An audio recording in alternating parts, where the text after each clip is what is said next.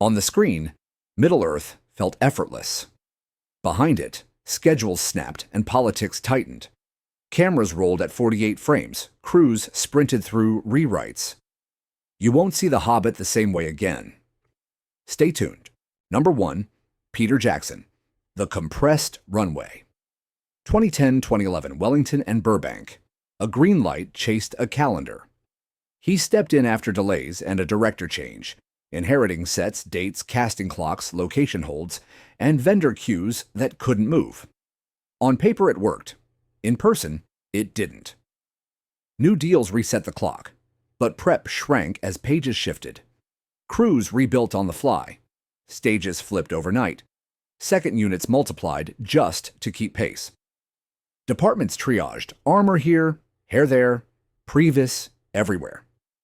The engine coughed, then roared, then coughed again. Reports say the script kept breathing while cameras rolled.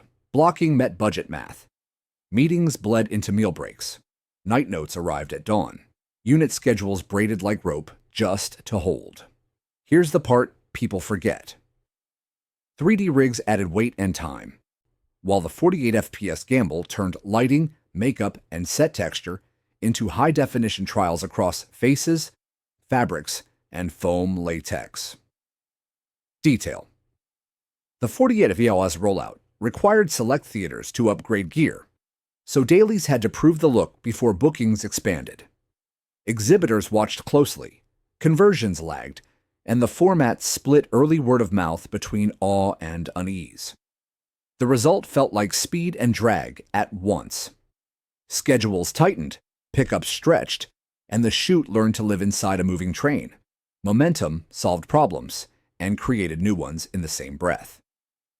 From there, the silence did the talking.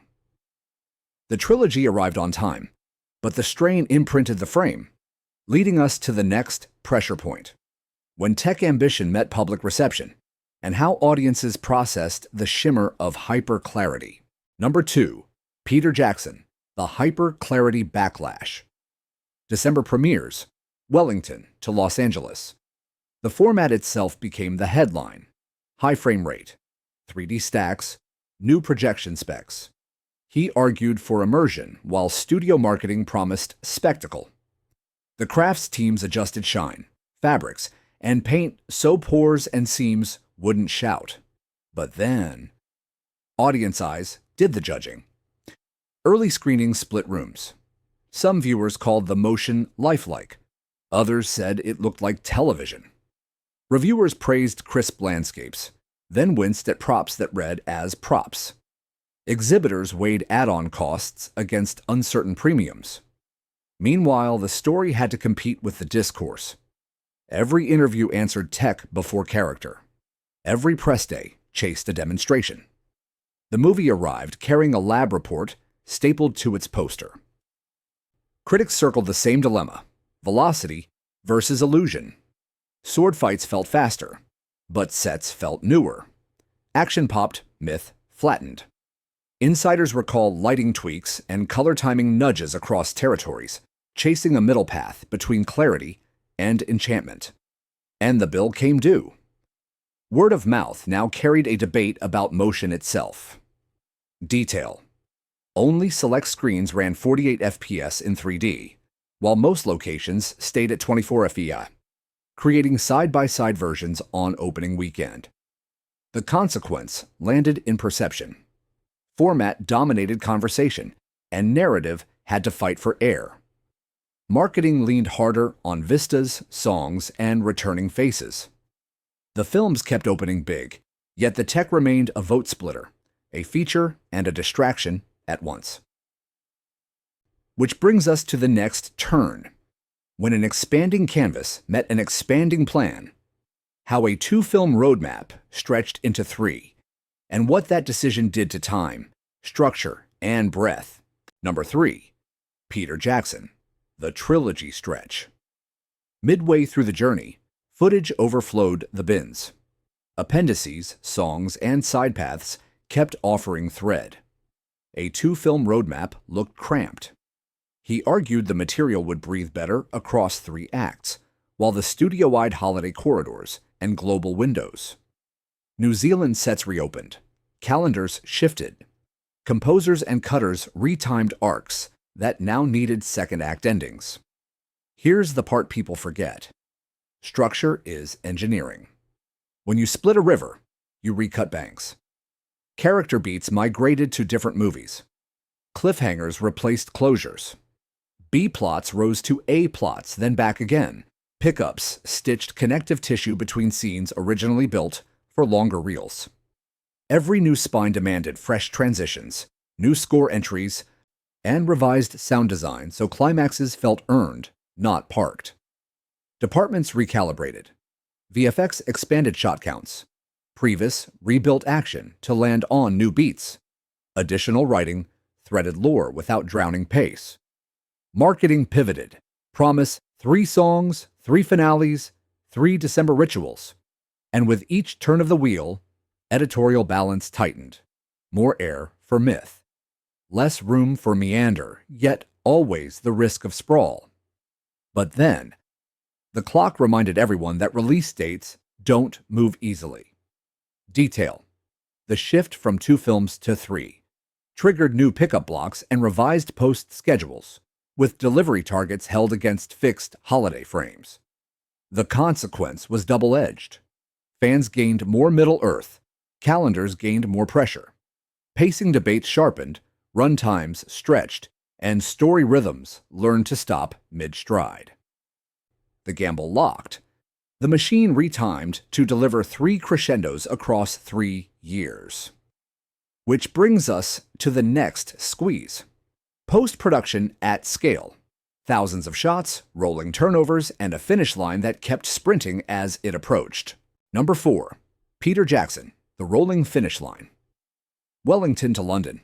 Post rooms humming. Turnovers never stopped. Editorial locked reels while new reels unlocked. VFX vendors queued thousands of shots. Assets flew across time zones. Temps chased finals. Finals chased grade. Music sketched over placeholders, then rewrote when scenes slid. Deadlines overlapped. Deliverables multiplied. And the clock didn't blink. Picture finishing became triage. One reel graded for 3D, another for 2D, both revisited when late animation landed. Dialogue edits met Foley marathons. Sword clangs found new rhythm. Creature vocals learned to whisper, then snarl, then whisper again. Reports say mixed days stretched as atmospheres widened, then narrowed, then widened, chasing intelligibility under thunder, choirs, and marching feet. But then, marketing needed trailers cut from shots that were still wireframes yesterday. Localization surged. Subtitles timed to fresh trims.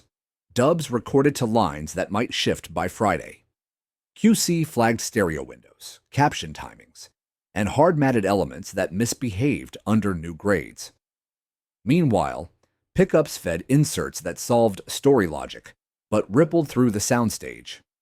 The finish had to move like a river while pretending to be a lake. From there, the silence did the talking. The machine learned to sprint in place. Detail. Final delivery required multiple DCP masters, 24 FPS 2D, 24 FPS 3D, and 48 FPS 3D, each with tailored color timing. The consequence was momentum with a bill. Teams hit dates, but only by stacking nights on weekends and trades on favors. The films reached screens worldwide, yet the root etched itself into everyone's posture. Which brings us to the next reckoning. Legacy versus expectation. When comparisons to a beloved trilogy shaped every headline, and creative choices had to answer a decade of memory. Number 5. Peter Jackson, The Shadow of a Legend. The benchmark wasn't invisible. It shouted from every poster. Audiences brought a decade of memory to fresh reels. New Zealand again. Dwarves this time. A lighter prologue, then darker corridors. He aimed for adventure, with mythic weight, while press compared every cut to a crown already won. Comparisons bit early. Why isn't it as solemn? Why so much CG? Reviews split on tone and tempo. Barrel gags thrilled some, jarred others. VFX houses scaled armies and fur in parallel, while practical builds still filled warehouses. What changed was the conversation. Each choice, color, tempo, creature polish, stood trial against a trilogy built under different clocks, different stakes, different tools. He kept the camera moving. Songs returned. Lore widened. But then, the expectation machine kept asking for stillness and awe at 24 frames, not velocity at 48. Editors chased breath between set pieces. Sound gave steel more weight, drums more air. Insiders recall trims that favored character over spectacle, when previews asked for quieter victories. Detail. 3 consecutive December premieres carried extended editions the following year, inviting second looks and longer debates about pacing.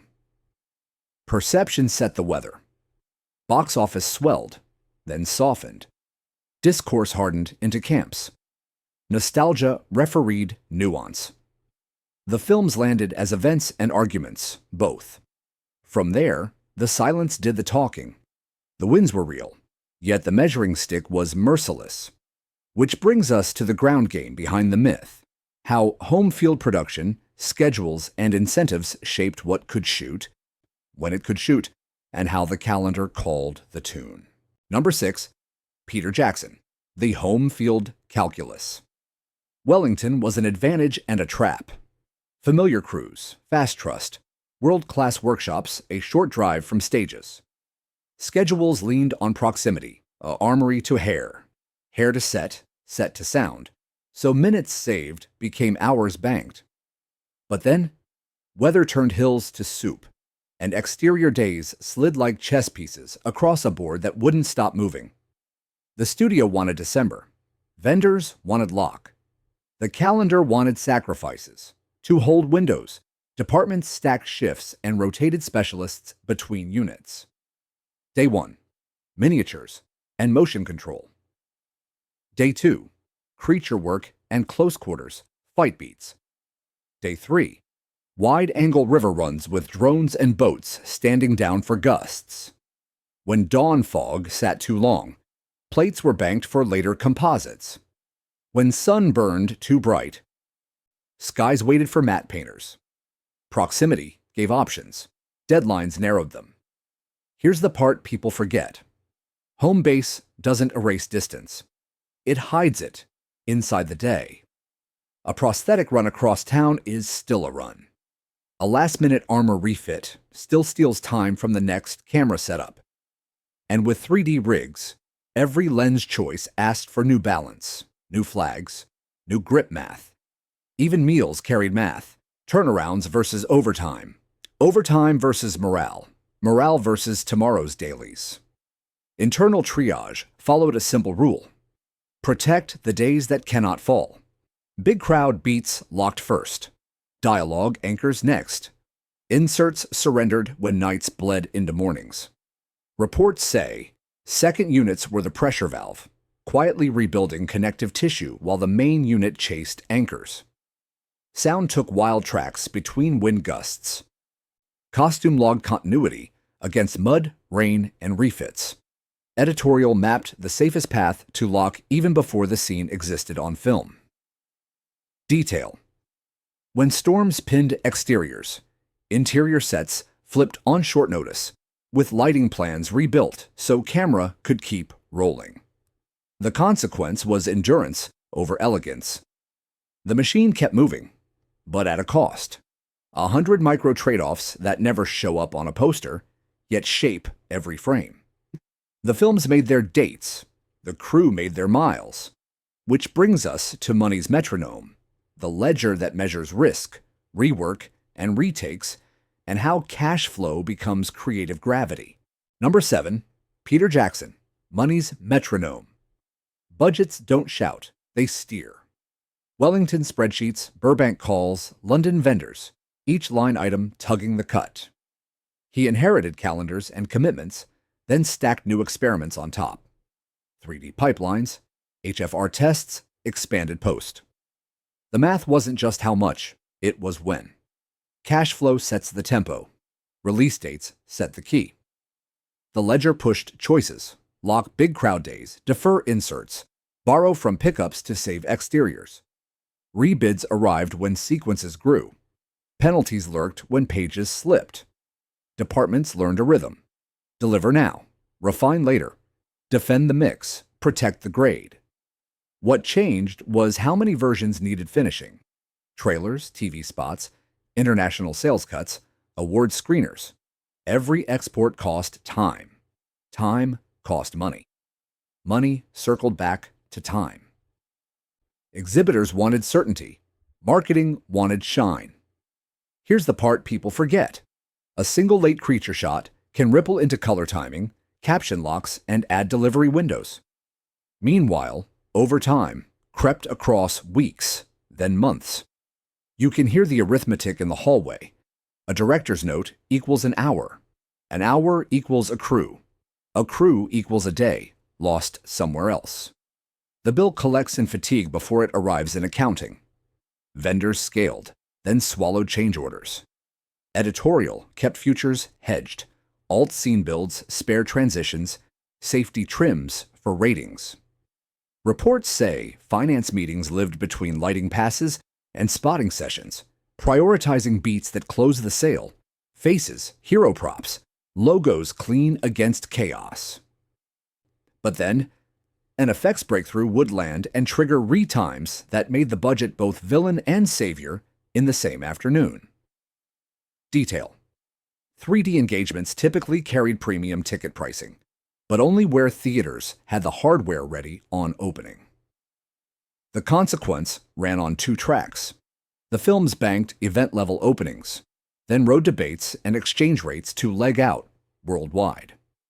Internally, the team learned to treat money like weather, plan for it, work around it, never pretend it isn't there. Which brings us to the human cost, when stamina, morale, and continuity shoulder a calendar that refuses to bend. Number 8, Peter Jackson, The Human Cost. Calendars look clean until bodies pay the interest. Long weeks in Wellington bled into longer weeks in post. Crew lists swelled, then thinned, then swelled again. Continuity fought fatigue. Notes landed at midnight. Fixes launched at dawn. Between them, people lived on coffee, checklists, and the promise of one quiet weekend that rarely arrived. Morale management became another department. Leads shielded teams from churn where they could, then asked for one more take when they couldn't. Editors rotated to keep eyes fresh. ADs buffered resets with tighter calls and clearer handoffs. What changed was the baseline. Rolling changes felt normal.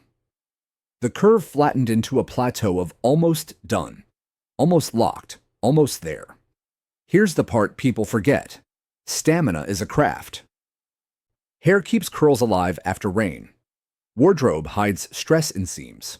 Sound catches clean breaths between generator hums. VFX plates arrive with mud in the corners and still become myth. Everyone solves tiny wars. No headline bothers to name. The engine runs because humans grease the gears with patience and pride. Reports say leadership traded in 2 currencies, gratitude and clarity. Praise in the hallway, specifics in the room. When clarity faltered, rumor filled the gap, so production leaned on daily briefings that named the target and retired the noise. But then the calendar spoke again, and overtime returned like weather on a coastline you already know by heart. Detail. Consecutive night shoots stacked into multi-week blocks with turnaround squeezes tracked in daily reports to protect key departments. The consequence sits on the work and the people. The trilogy ships on schedule, and the crew carries the miles in their shoulders. Success arrives, but not for free. From there, the silence did the talking.